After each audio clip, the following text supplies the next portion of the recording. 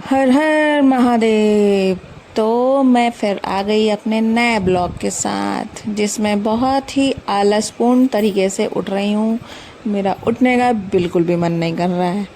तो भाई कौन कौन है जिसका सुबह उठने का मन नहीं करता है? और मुझे लगता है मेरी तरह बहुत से लोग होंगे जो नहीं सो पाते होंगे रात में ठीक से, जिनको थोड़ी सी सोने में दिक्कत होती होगी और सुबह उठने में उनको बहुत दिक्कत होती होगी। खैर, मैंने अपना बिस्तर बना लिया, अपनी कमर पे अपना बेल्ट कस लिया। मेरी सुबह हो गई। और मेरी सुबह ऐसे ही होती है। मैं बहुत आलस फील करती हूँ और एक तो कमर की वजह से बिल्कुल भी इच्छा होती नहीं है कि मैं उठूँ, इतना पेन रहता है। खैर, मैं तो किचन में आ गई थी और मैंने सोचा लो भाई पहले चाय चढ़ा देती हूँ, फिर थोड़ा फ्रेश हो जाऊँगी, तब तक चाय पकता रहेगा। तो वही मल्टीग्रेन ब्रेड सीड्स वाला और चाय, यही दो चीज़ मेरा नाश्ता रहता है।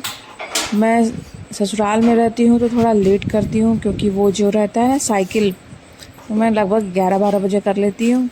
बट वहाँ थी तो वहाँ पर मैं 8 बजे उठ जाती थी तो 9 बजे कर लेती थी, और 9 बजे उठती थी 10 बजे कर लेती थी। खाना भी मेरा लगभग 11:30-12 मैक्सिमम हो ही जाता है। तो खैर, मेरे यहाँ चाय खौल उगल गई, उबाल गई, जो भी आप लोग बोले। आज तो मैं आप लोगों को एक ऐसी जगह ले जाऊंगी जहाँ पे गोरखपुर में जो लोग रहते होंगे वो तो जाते ही होंगे, पर वो भी रेगुलर नहीं जा पाते होंगे। और आप लोग जो आउटसाइड में हैं गोरखपुर के, वो तो शायद ही गए होंगे या कभी गए ही होंगे। तो मैंने कहा लो भाई ये जल्दी जल्दी मैं बना लूँ खाना।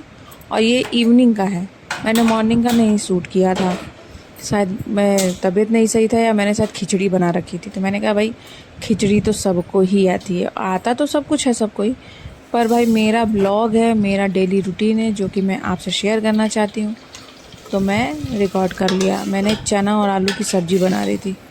मसाले वगैरह आपको पता ही होते हैं, सबके यहाँ सब अलग अलग तरीके से बनते हैं। मैंने भी अलग तरीके से बनाया। और इधर तवे पे मैं एक साइड अपना शाम का जो डिनर होता है वो कर रही थी।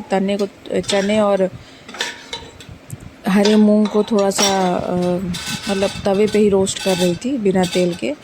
और फिर मैं थोड़ा सा आलू और पनीर को भी थोड़ा सा रोस्ट कर रही थी बटर में, हब वाले बटर में। ये मेरा हो गया तो मैंने सोचा भाई इसको खाने से पहले मैं क्या करती हूँ, रोटी बना लेती हूँ।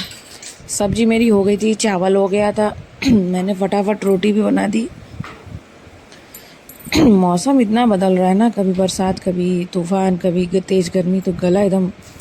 ये मेरा डिनर रहा। अब ये भाई अगले सुबह की है, मतलब ये रहा 31 मार्च का, जिस दिन एक दिन पहले जिस दिन मुझे जाना था ससुराल वापस। तो मैं उठ गई थी, मैंने कहा भाई थोड़ा सा नज़ारा ले लूँ, क्योंकि मैं रात भर सो नहीं पाई थी, दिमाग में बहुत सी चीज़ें चलती हैं और मैं एक ओवर थिंक करूँ। जब मैं सोचना शुरू करती हूँ तो मेरी नींद टाटा बाय बाय करके मुझे चली जाती है रात में ही। खैर, अंदर से ही आपको दिखा दिया बाहर का नज़ारा, खूबसूरत पेड़ सब कुछ। और अब मैं ढेर सारे दूध में चाय बनाऊँगी। यही फ़ायदा था कि वहाँ पे कोई था नहीं, मैं और पापा थे, तो भाई सिर्फ और सिर्फ दूध में ही चाय बना लेती थी मैं। खैर, अब ये अदरक कूट लूँगी मैं। और ये रहा परवल पनीर, इसकी मैं पकौड़ी बनाऊँगी और पनीर काली मिर्च की सब्ज़ी मैं बनाऊँगी। तो मैंने पकौड़ी का बैटर भी तैयार कर लिया, लहसुन और मिर्चा कूट लिया था, पानी डाल के एकदम गाढ़ा पेस्ट बना लिया। सबको ही पता है कैसे बनता है, तो मैंने बना लिया और मैं अब इसको डालूंगी। खैर, मैं जितने दिन वहाँ थी मैं ये सोचती थी कि आज मैं ऐसा क्या बना दूँ जो पापा खा ले, पापा को अच्छा लगे। और मैंने जितने दिन रही मैं उतने दिन मैं ट्राई करती रही कि कुछ नया नया बना के पापा को खिलाती रहूँ, क्योंकि मैं चली जाऊँगी तो फिर पापा खुद से तो बनाने नहीं एक बराबर वाले कि भाई मुझे ये खाने का मन करा मैं ये बनाता हूँ। नॉर्मल वही खाना खाते थे। ये मैंने काली मिर्च का जो मसाला था मैंने पहले बॉईल किया था पानी में, फिर उसको मैंने पीस लिया और उसमें मैंने दही डाला था 4 चम्मच। और अगर आप चाहें तो दही के साथ मलाई भी डाल सकते हैं, मगर मेरे पास नहीं था तो मैंने डाला। पनीर डाल दिया। इधर मेरी रोटी हो रही थी और इधर मेरी पकौड़ी भी बन गई थी। ये रहा मेरा खाना। इसके बाद मैंने खा लिए थे। फिर मुझे जाना था बाहर गाड़ी की सर्विसिंग के लिए, तो मैंने तो बहुत कुछ नहीं खाया, बस ब्रेड खाया था और पकौड़ी खाई थी, चाय खाया था। ये देखिए मैं सबसे पहले गई, गाड़ी दी तो पता चला अभी टाइम लगेगा, तो फिर मैं चली गई थी। लाओ भाई सिटी मॉल जाते हैं और अपना फेवरेट है रवा अनियन डोसा खाते हैं, तो मैंने वो खाया। और उसके बाद फिर मैं दोबारा गई तो मैंने पूछा गाड़ी हो गई सर्विसिंग, तो उन्होंने बोला हाँ हो गया। मैं वहाँ बैठी लगभग आधा घंटा 45 मिनट बैठा मैंने। फिर वहाँ से मैंने गाड़ी लिया, फिर मैं बेतिहाता हनुमान मंदिर गई दर्शन करने, क्योंकि भाई मेरा लास्ट दिन था।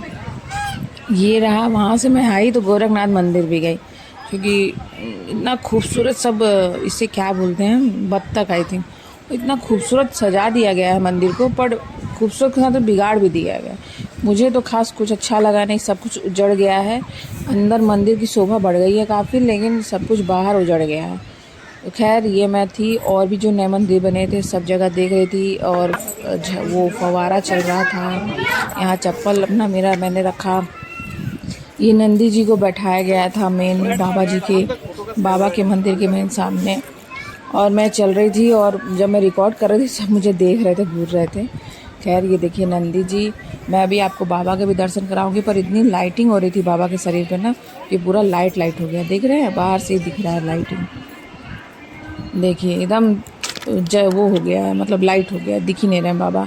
तो खैर मैं अंदर गई, फिर मैं हनुमान जी के मंदिर गई, जो बंद हो गया था बीच में। हनुमान जी उधर शिफ्ट हो गए थे, फिर इनको फिर से खोल दिया गया इस मंदिर को। मैं इसी तरह से ब्लॉग आपको डालती रहूँगी, अपने शहर का, बनारस का, गोरखपुर का, और भी बहुत जगह का।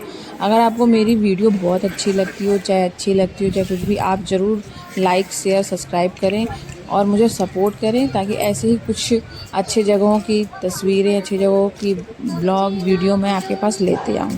प्लीज़ सपोर्ट करिए,